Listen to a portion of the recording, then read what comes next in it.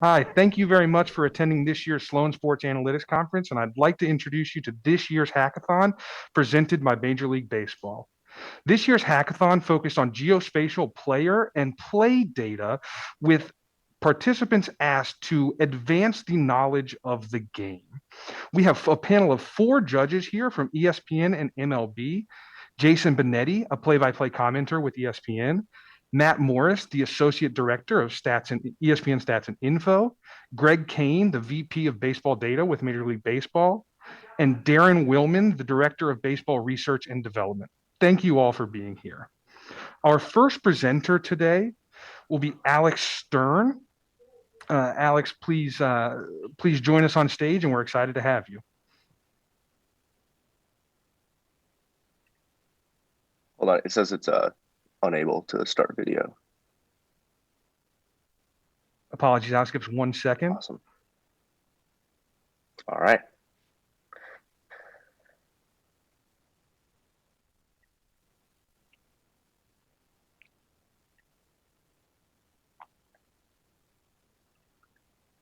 Feel free to start, Alex. Okay. Hey, my name's Alex, and together with John and James, we analyze World Series data to help improve human umpires. So we started out with a simple question. Would the 2020 World Series have gone differently if robotic umpires were used? We first compiled pitch tracking data from each of the 6 games from the World Series. We then developed a basic robo-umpire using pitch tracking data. We acknowledged that ours relied on a 2-dimensional frame at the front of the plate and that a 3-dimensional strike zone could yield marginally different results. We then classified each called strike or ball as correct or incorrect. From here, we wanted to know why these incorrect decisions were made and what effect they had on the game. We were shocked to find out just how good these guys were. Over 90% of umpire calls were correct, and those that were incorrect were so by a slim margin. Not shockingly, the majority, by about a 9-to-1 ratio, were called strikes that were actually balls. Knowing that missed calls are present in the modern game, but both infrequent and non-impactful, we decided to reframe our question. What trends could we identify to help train umpires to maximize their accuracy? First, we looked at where umpires were missing calls. If you break down missed calls by the location of the pitch and specific umpire, a horizontal and vertical distinction can be made. For example, Meals and Hudson made more inaccurate calls at the top of the strike zone than their peers, and vice versa, Diaz and Tichner made inaccurate calls in the horizontal direction more frequently than their peers. From here, we clustered pitches based on a dozen physics-related variables such as spin, break angle, and velocity. Reducing these variables to 2 dimensions allows us to visualize similar types of pitches and which clusters had more frequent incorrect calls. So here's each of the physical features that we used and a breakdown of how prominent each was in each cluster of pitches. Some clusters were only included in one type of pitch, like a 4-seam fastball. Cluster 6 was mostly sliders, and cluster 7 mostly sinkers, with the highest breaking angle and the fastest velocity of any cluster. Other clusters broke down individual pitch types. Cluster 3 includes flat curveballs with a low velocity and a small break. These were among the most frequently correctly classified pitches in the entire World Series. Conversely, cluster 2 includes some of the nastier curveballs with more spin and a large vertical break. These pitches were the most likely to be called incorrectly over the 6 games. What's cool about this is that this bias may actually be desirable. From a fan's perspective, it's kind of cool to see a great pitch get called strike. Our team sees this as a great starting point. Giving more time, we'd love to dive into a host of other things. Our sample size was pretty small, and like the players in the World Series, we assumed the umpires present were among the best. This research could be improved with a larger sample. We'd also like to examine the impact of specific pitchers or hitters and their handedness. As well, we wonder whether umpires, like players, perform differently under pressure in high leverage situations. So why human umpires? Well, they preserve the tradition of the game, and as much as fans love to hate them, they're necessary. There's a reason there's a highlight video on YouTube of managers yelling at umps that has over 2 million views. As well, catchers spend a lot of time performing their framing technique, and we think this should stay relevant. Lastly, the umpires are already fantastic at their jobs. While everyone could use a little practice in the offseason, we only aspire to make human umpires as accurate as possible, and as a result, improve the fan experience. Any questions?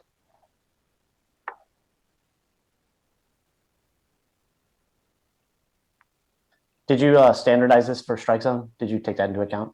Or like players, top and bottom strike zone? Yeah, each hitter had their own individual strike zone that was used. Okay, just make sure.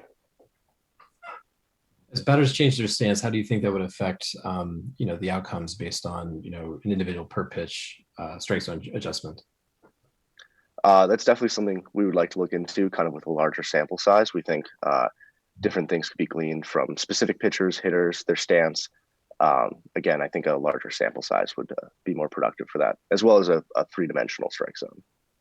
You said something on the, pitches that had a lot of movement were harder to judge.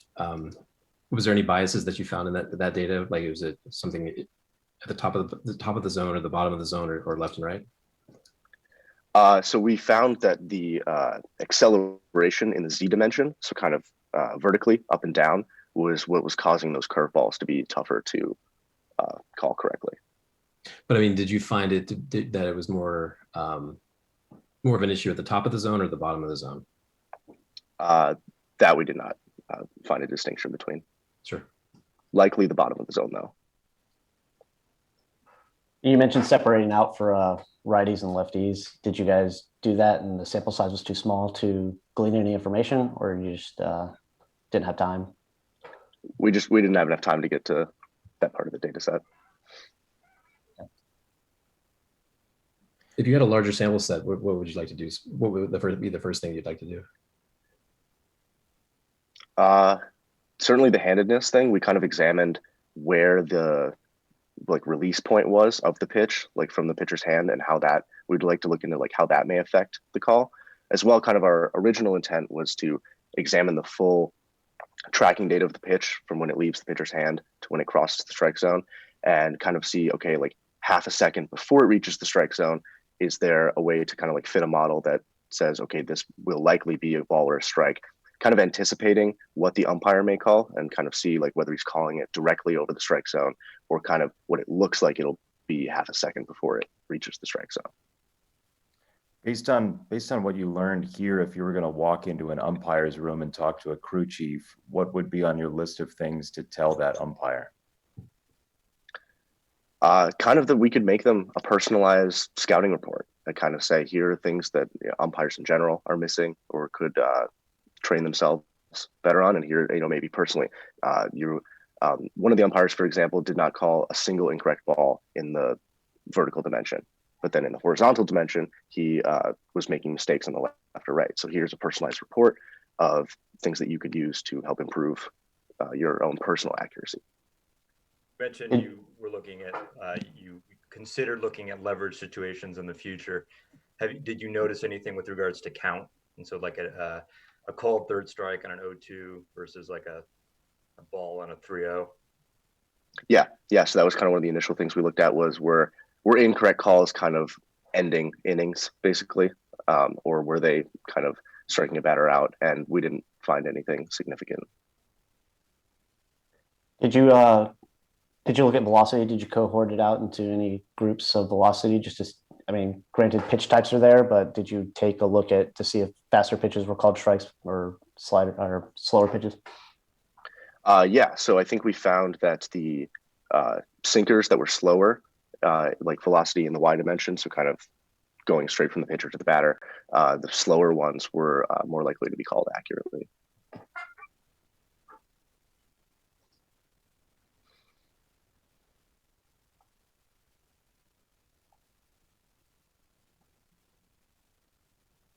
Okay, perfect.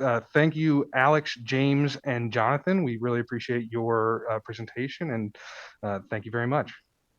Our Thanks, next guys. presentation will be Devlin Sullivan with seam shifted wake and movement in World Series sinkers. Who has the most extra stuff? Devlin, please join us.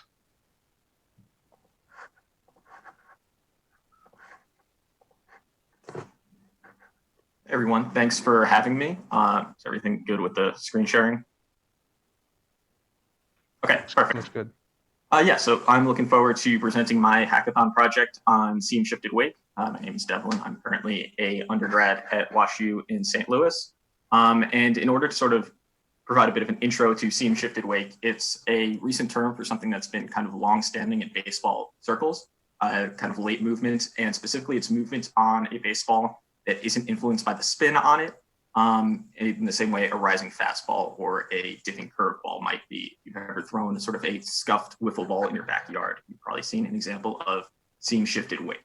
So in order to sort of get my project underway, I took a look at the actual axis that the pitch was released at, based on its spin out of the hand versus the spin axis implied by its movement. This is something that already kind of exists on Baseball Savant, and I backed it out of the data using some sort of trigonometry to get to a point where it's consistent with current research. And in order to sort of sanity check the data, I made this little graph that sort of outlines right-handed sinker ball movements out of the hand versus the spin axis. And just kind of sanity checked a little bit further, you can see Ryan Thompson is a pretty major outlier, but that's basically because he releases the ball all the way out here with his pitches. So you can see sidearm motion from him. In terms of taking some next steps, I trained a model in order to determine the movement of a pitch based purely on the spin out of a hand. And in order to sort of control for as many variables as possible, this was trained only on fastballs, curveballs, and sliders. So that was kind of designed to get pitches that are mainly influenced just by the spin, less so by seam shifted wake, and also kind of control for all directions, up, down, and to the side. So after training this model, which performed reasonably well in the horizontal direction and very well in terms of calculating vertical break, I applied it to sinkers and sort of looked at the difference in movements between what the model would suggest and then the actual movement, which especially in the case of sinkers is affected by seam shifted weight. And right off the bat, you can see looking at the additional vertical movement, again, negative is more extra sink. For righties, a lot of them utilized seam shifted weight to get some more dive on their sinkers. Blake Trinan in particular, a little bit more on that in a moment. And you can also see the additional horizontal movement. In this case, positive is towards the third base side or towards the arm side for right-handed pitchers. So you can see, as you might expect, getting some additional run, which is desirable for sinker ballers. And then combining these two together, you can get a additional sink plus run. Again, this is normalized, so positive is sink plus run. And you can see that Trinan, again, really separates himself both in terms of average and how much he can get on certain nasty pitches. I did the same thing with lefties. I'll sort of run through this a little bit quicker. But again, you can see kind of similar logical distribution with inverted appropriate to the lefty arm side. And here you can see Ryan Sheriff getting some additional sink, not quite as dramatic as Trinan's. The horizontal movement is again in the direction here. And the additional sink and run, the lefties who pitched in the World Series were much more closely grouped together. Before we get into some limitations, I figured you might be interested in seeing the most seam shifted weight moved pitch in the whole World Series. That was this pitch from Blake Trinan.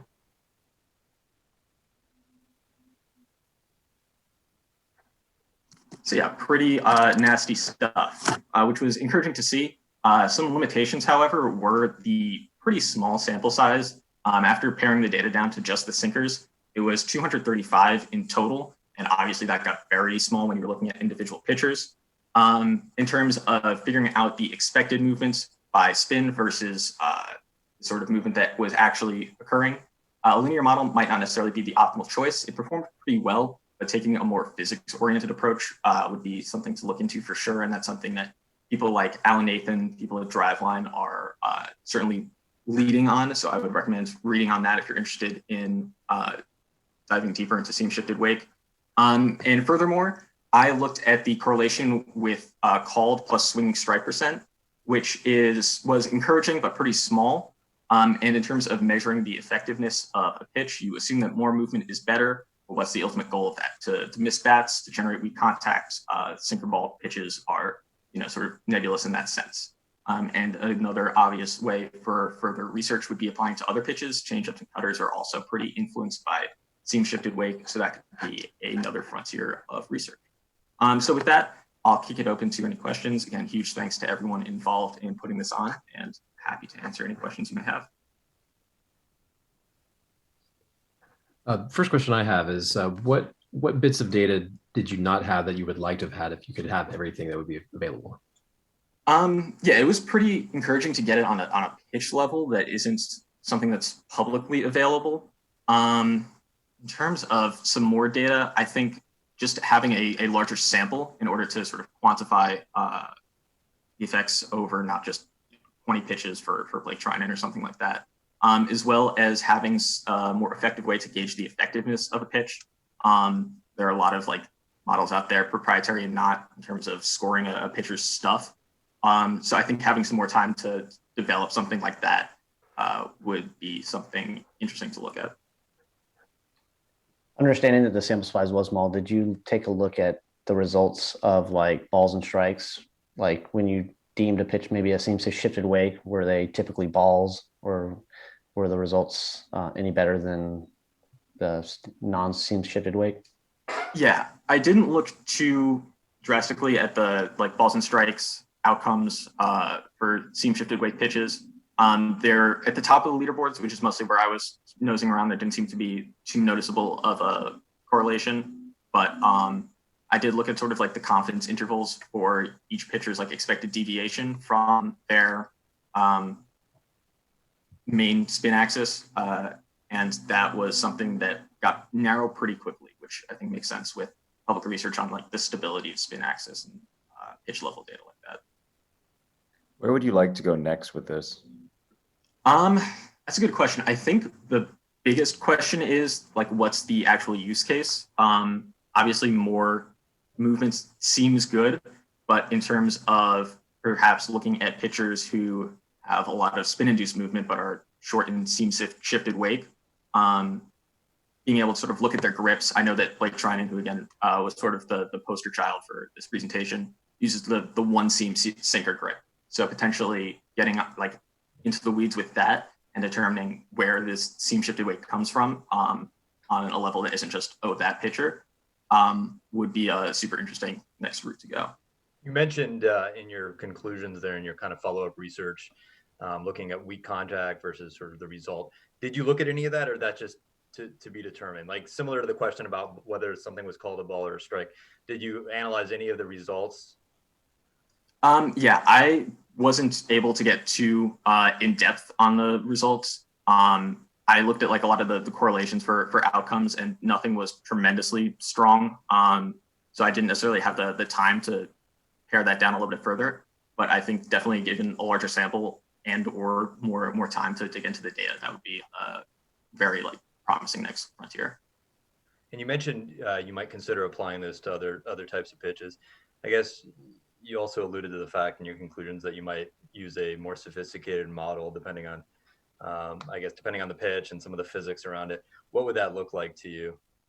Yeah, I think, a lot of drivelines research has pointed out changeups and cutters as the next pitches to look at. And I think that makes sense, especially if you look at someone like Kenley Jansen, where his sinker almost functioned as like an anti-cutter, which is his primary pitch, obviously. So I think doing something a little bit more nuanced, looking at spin level data in terms of using like physics equations instead of just running a linear regression, which is probably something that's a little bit beyond my breadth, would be a much more effective way to control things besides just looking at fastballs and curveballs and things and necessarily applying that without a ton of validation. You might have mentioned this, but did you look at velocity? I know you mentioned Blake Trinan because he throws really hard. Did you notice any correlation between velocity and then your results? Yeah, I looked at it to an extent. I also looked at the percentage difference between the expected spin and the expected movement and the actual movement in order to sort of like control for that, and it lined up pretty reasonably with actual movement. So I think that's definitely something to dive into a little bit more. Like Gratterall is also in the data set and is another person who throws extremely hard. So being able to sort of dive into that further would be worthwhile. But in the investigation that I did do, it didn't seem to influence it too heavily beyond what you would expect. How did you come across this as a topic to use as the? Yeah, it's been super interesting reading a lot of like research from Driveline, like across Fangraphs, and it seems like something that's pretty nascent. Like when it appeared on Fangraphs, or when it appeared on Savant, it was really interesting to sort of dive in and see the distribution. So as far as something that's new, and there are potentially some stones available to overturn for the first time, it was interesting to sort of dive into something that's not super publicly available. Devlin, thank you very much for the presentation. It was great. Next, we have optimal defensive alignment with Keith Fleming, Jake Martin, and Shane Weisberg.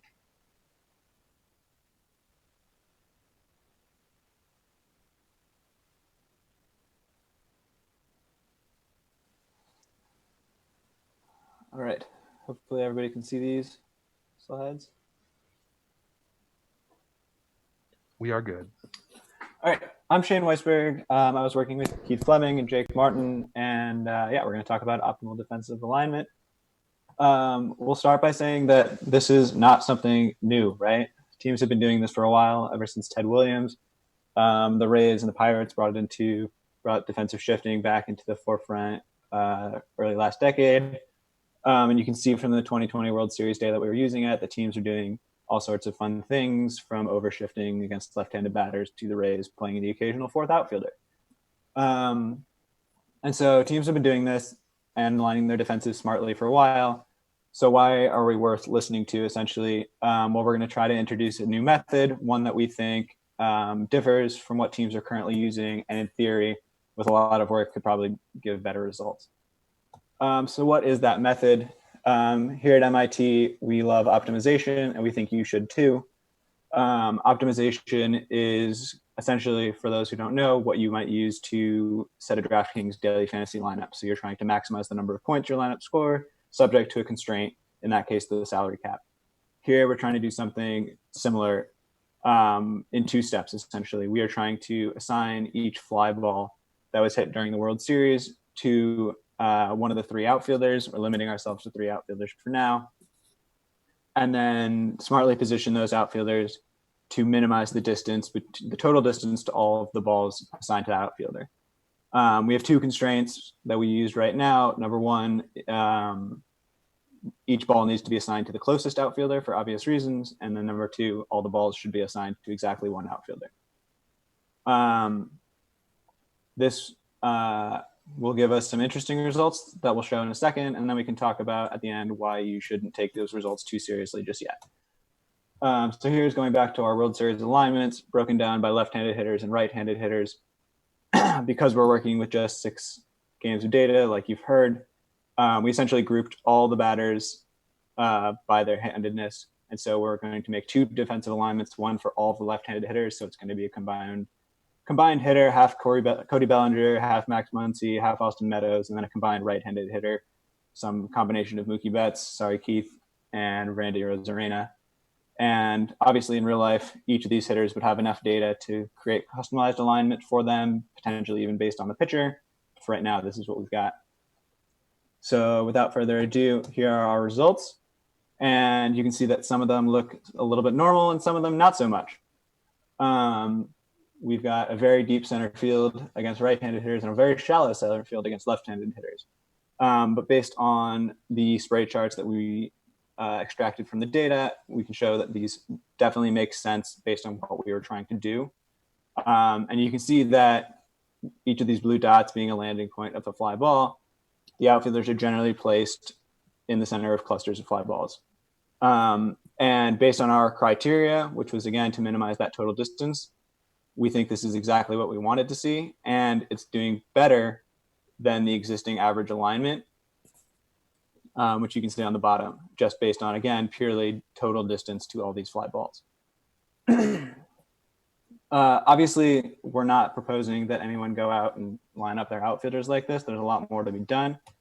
So let's talk about a couple things that we can do going forward to make this give real impactful results. Number one, we want to mess around with different objective criteria. So right now, again, just pure distance. We know based on results MLB have done on their catch probability metrics that we need to take into account more than that. We need to take into account the hang time of balls that are in the air longer are easier to catch, and so you don't need to be as close to them. Fairly intuitive. We want to add infielders to the model. So our shallow center fielder, a rover against left-handed batters, has no idea that he's standing about 10 feet behind the second baseman. He probably wants to know that and spread himself out.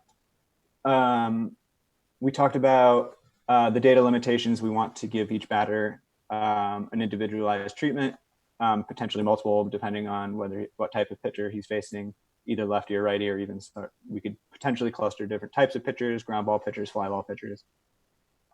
Number 4 is a big one. Right now, wrong direction. Right now, all of these outcomes are weighted evenly. We know that currently MLB outfielders play deep because they want to limit the number of doubles and triples, and they care less about singles, unless you're Jacob deGrom, who is apparently an exception to that rule. We could weight these outcomes either using linear weights or potentially by xwOBA, expected weighted on base average, another cool MLB stat. And so the optimization algorithm will know to position its fielders closer to more potentially damaging outcomes like the doubles and the triples, and ignore the singles. We want to add constraints for walls and the foul lines. Right now, you can see we have our deep center fielder. He doesn't know that he's standing 5 feet from the wall. He can move forward relatively safely and still catch those balls over his head. We also probably want to filter out the home runs, because those are going to be uncouchable. And right now, the outfielders don't know about that. We'll blame that one on the hackathon time limit. Player defensive abilities. Not all outfielders are created equal. Outfielders who are faster and have more range can be positioned further away from more balls, and we want the model to know that.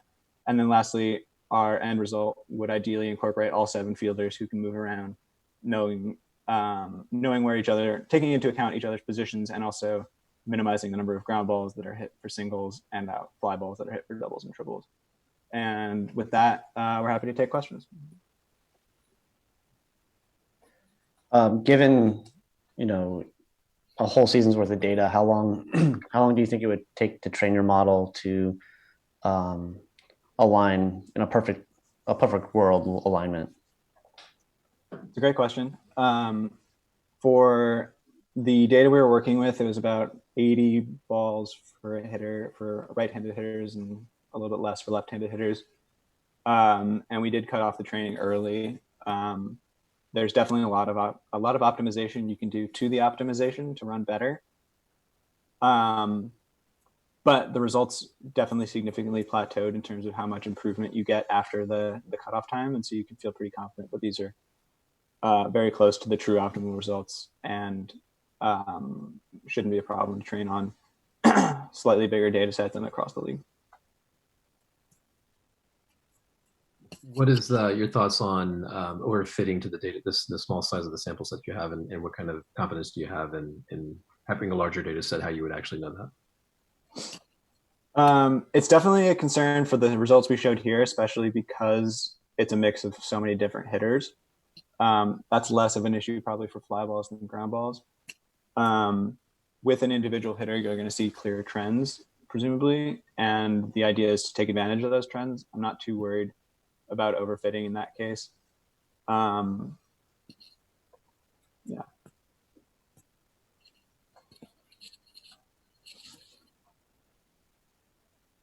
How would you handle an individual player who doesn't have a sample size in the big leagues, for example?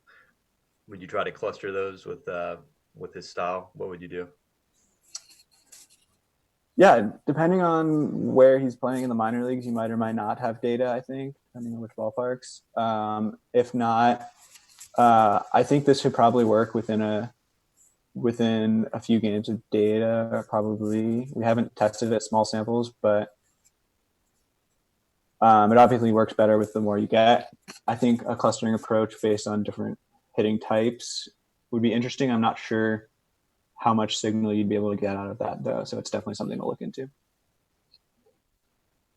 And how would your model right now handle a ball that's directly in between two players? I know she said you assigned to whoever is closest. Yeah, so it'll pick one. It's not really that important. If it's like exactly in the middle, equidistant, I think it would probably be random. The optimization has ways of dealing with that we don't have to worry about. If it's Like, so those are going to be gapped doubles or triples potentially. And so if it sees those, once we add those weightings in, if it sees those as issues, it's going to move one or both of the fielders that direction. Obviously one ball is only going to have so much impact, but if a hitter is consistently hitting balls in the gap, that's going to move the fielders towards that direction. And was this just purely fly balls? I forget. This is purely fly balls to the best of our ability right now, which is a pretty arbitrary distinction, but I'll pull the hackathon card on that one. Mentioned you would potentially incorporate elements of catch probability. Would you consider weighting based on the likelihood of catching the ball? In other words, if you wanted to account for those gappers dramatically, well, then you would miss balls down the line that were more catchable, perhaps. Have you considered weighting based on the probability of actually catching the ball? I mean, some gappers are just uncatchable, right? So if you try to account for those constantly, you're going to miss out on others. Yeah, so the optimization problem will naturally take that into account, assuming we could program that into it. So if you're optimizing instead of on distance, on catch probability, it's going to move the outfielders into whichever direction maximizes that catchability. So if it moves it to the center, towards center field, if it moves a right fielder towards center field, that means it thinks there's more benefit and more catch probability gained by moving that direction, and is aware that it's sacrificing balls down the line. But overall, globally, that should be the optimal choice. That's the beauty of it. Your modeling was it landing location of the fly ball? Is that right? Yep. Right now, it's just purely XY of the landing. So how would you account for, just as there's movement on a pitch, the movement of a hit, the spin and spin axis? How would you accommodate that into your modeling? I'd say that's a long way down the road before we get it. There are a lot of things we have to incorporate before that for that to make a difference. I think the hang time is going to be significantly more important. First of all, the example we showed with the short center fielder, like those balls are not going to be catchable because they're so low. So it doesn't really matter. Those are heavily topspin balls.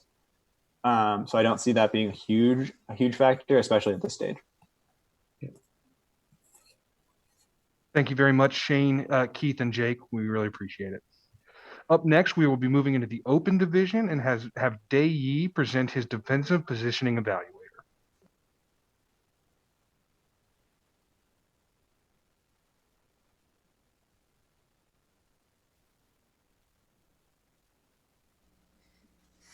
Hi, can you hear me? Yes, we can hear you. Okay. So,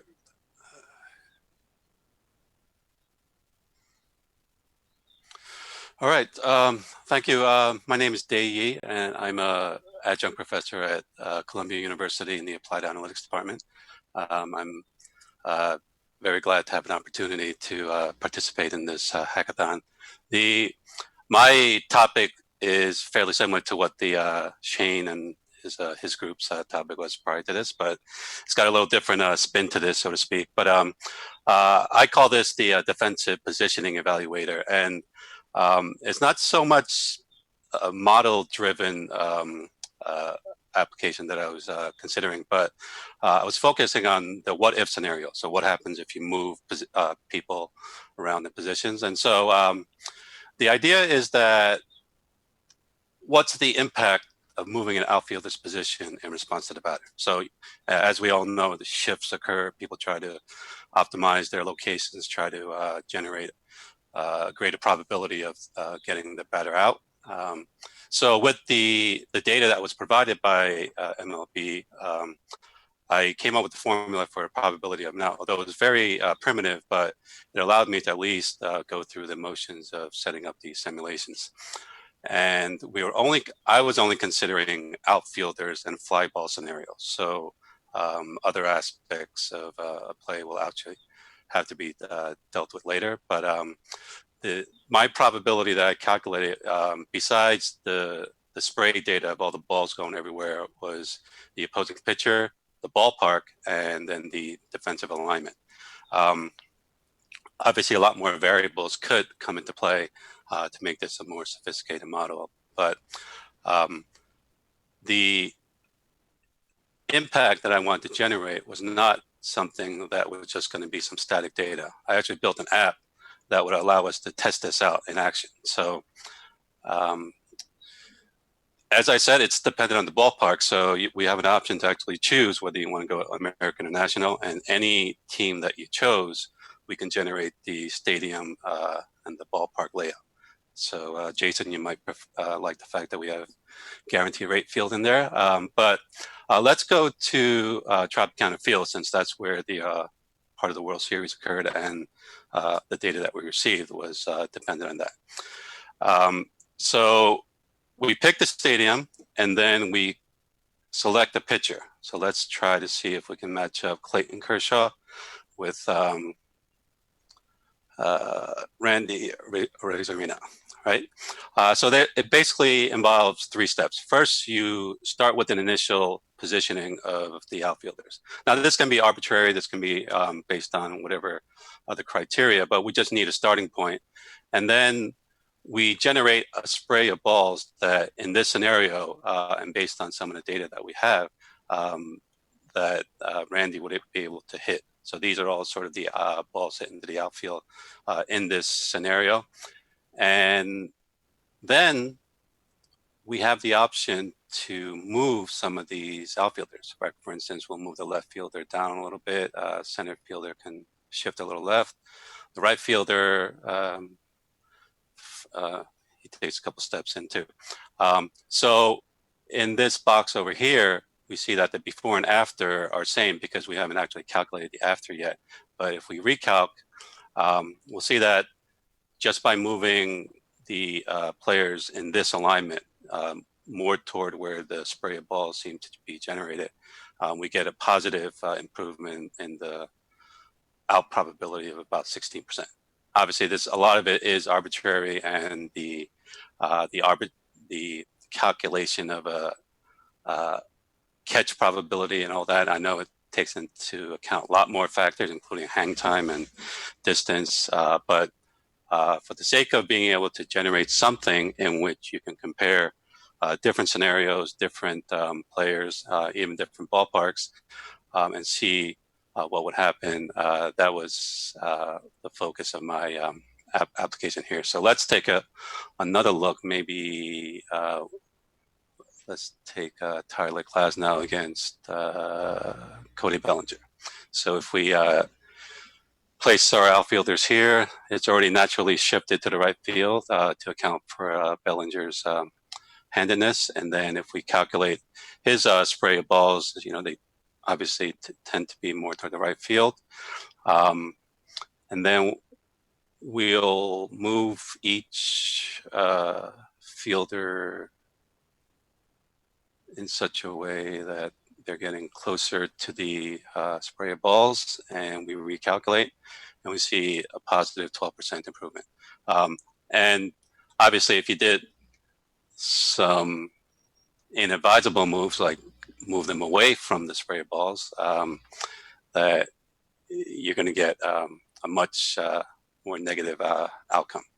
So what is the use of something like this? Well, there are a lot of other variables that can be used now to incorporate into the model, including not just the stadium in which it was played, but the time of day, maybe even within the span of a game, the temporal aspects of, is it at the beginning of the game, end of the game, all those possible variations, and the ability to generate part of the outcomes on the fly, and within a game time decision, be able to make certain calls. I actually, because this is an application, I even have a iPad version that a manager could have in the dugout and be able to maybe make some quick calls or quick decisions in terms of incremental moves that will maybe tilt some of the outcomes toward your team.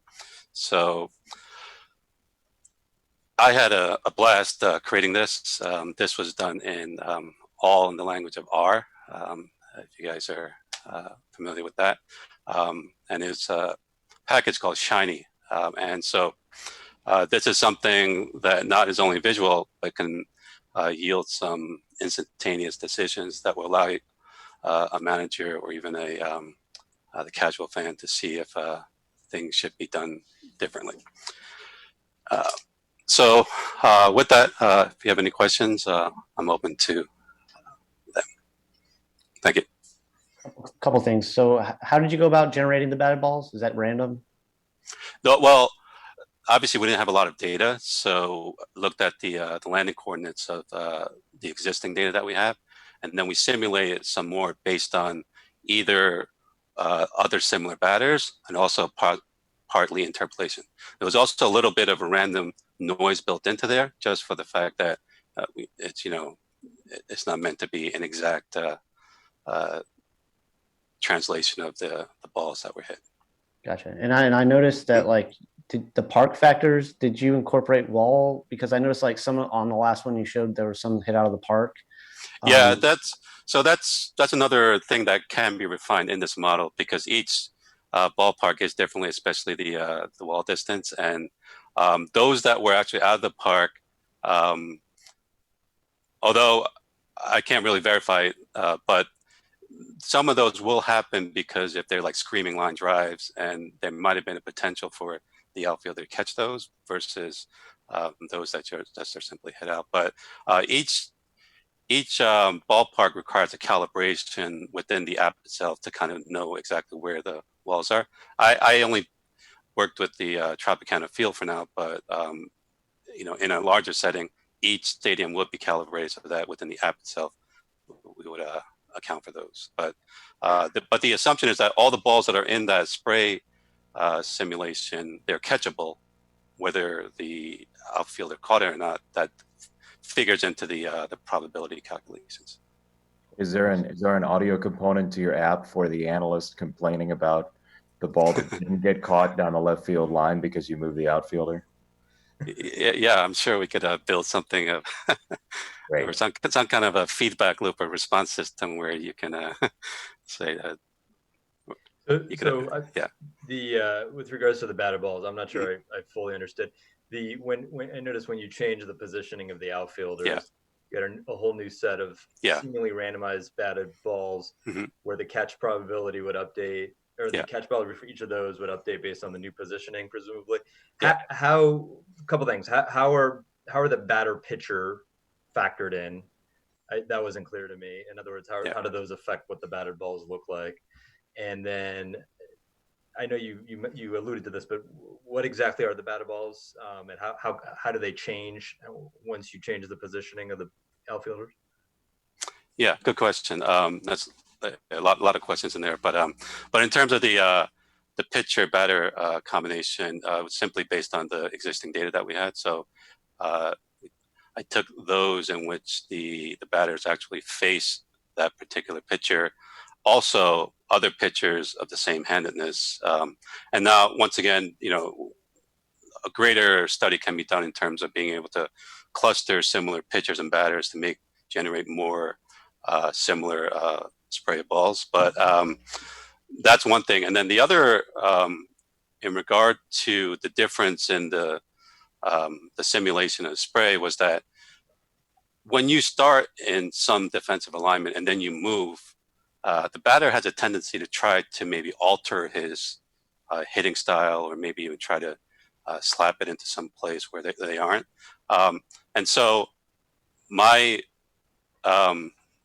theory is that some of that has to be built in. And so a new set of balls need to be hit when there's a new alignment. So, I mean, and these are things you can't test out in practice, right? Because you don't get two shots at replaying the same pitch. But this is one where I want to see what happens if you do move, and if the batter tends to adjust for that and try to steer away from some of the outfielders, or even try to hit into gaps or things like that. So, some much more work can be done, but in terms of the simulation, I wanted to make it close to reality as possible, but also allowing for the fact that this is just some random noise, and some differences will apply because of that. What are you basing that assumption on and how often do you assume batters are changing their hitting style based on a defense? Probably not that often. And so it's a sort of a minimal response. But and obviously, in softball, you could hit, probably to anywhere you want. But in baseball, when you have, 100-mile-per-hour fastball, coming down, even if you wanted to do something, you might not be able to do it. So I think the desire versus the outcome sometimes aren't aligned. But I would imagine that depending on the situation, many batters would want to try to optimize for their potential to get a hit versus proceeding as normal.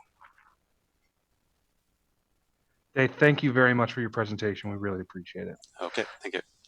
Up next, we have Michael Sheely and Mac Meyer presenting quantifying the effects of wind speed and directions on fly balls in MLB games.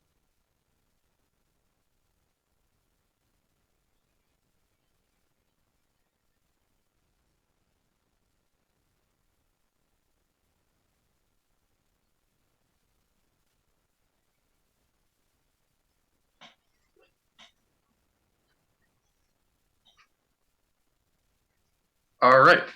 So hello, everyone. For this year's hackathon, our goal was to quantify the effects of wind speed and direction on fly balls and games.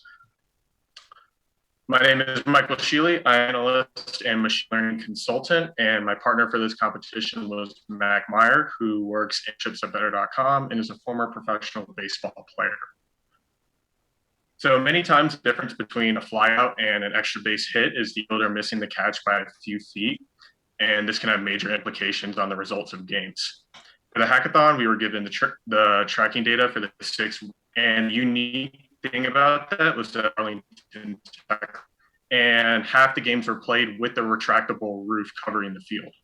This gave us the opportunity of this series with and without external weather factors, while minimizing other external variables such as different ballparks. So our approach was to take the first 4 innings of each game, since the weather would be most similar to the conditions at first pitch. We then regression models to approximate the equations for landing coordinates and total distance traveled by fly balls just for indoor games. We were able to do this with a high degree of accuracy. Using these models, we would then predict where fly balls in outdoor games would land.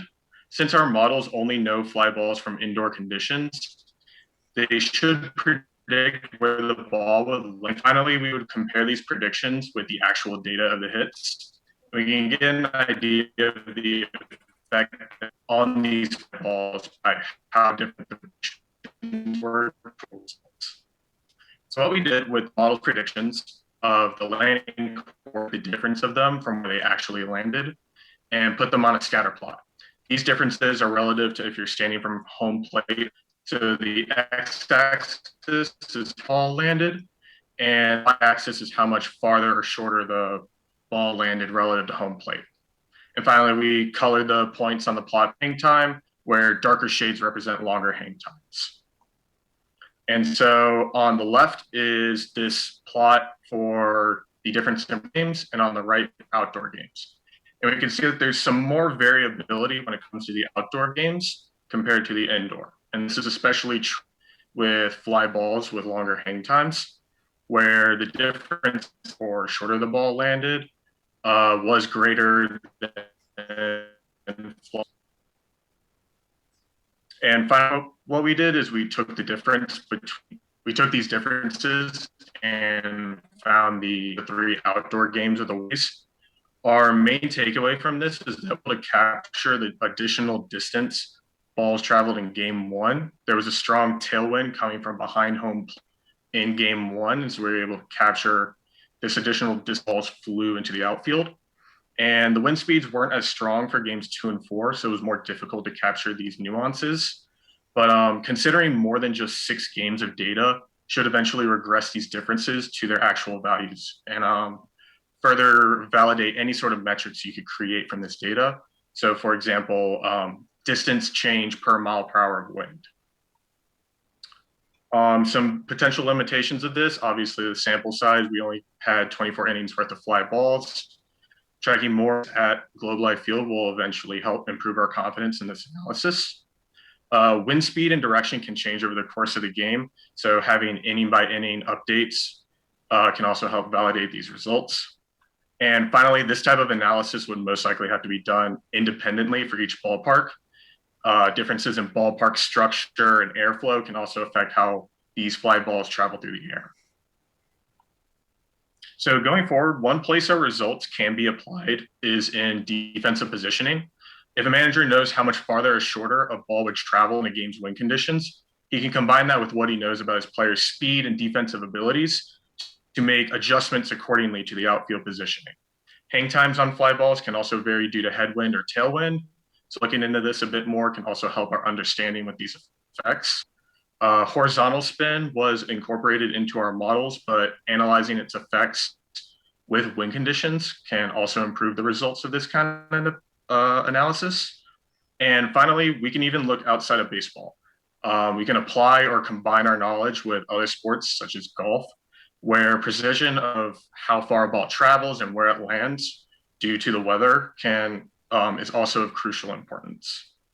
So overall, we had a very fun time participating in this competition. We're very excited about the results we've obtained, and we're excited where this can go in the future.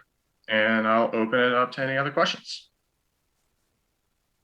So this doesn't take into account any other weather factors like humidity?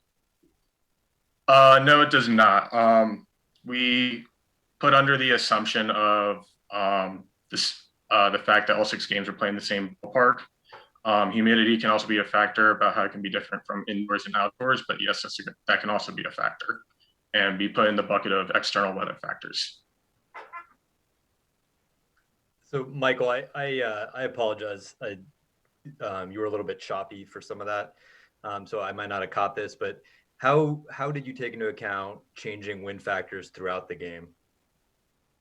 So the only data that we had was the weather conditions at first pitch. So we put that under the assumption. We didn't really factor in like wind speed apart from just looking at how the speed and direction compared to the actual distance. We didn't use in any models or equations. But yeah, the only data that we had was at first pitch. And so did you do like an apples to apples comparison, like a ball hit 100 miles an hour at a 25-mile-an-hour launch angle, and then compare it versus another one with roof yes, open, roof our closed? model, the features used were most of them related to the launch angle, speed, spin rate, and then also the 3 coordinates of the apex. At that point, it should be due to projectile motion physics, it should be for the most part a linear equation.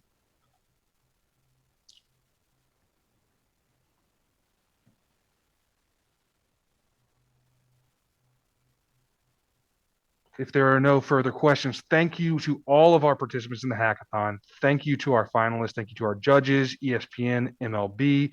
We all learned a lot today and really, really appreciated the support. And thank you. We'll see you all tonight at the Alpha Awards where we announce the winner. Have a great afternoon.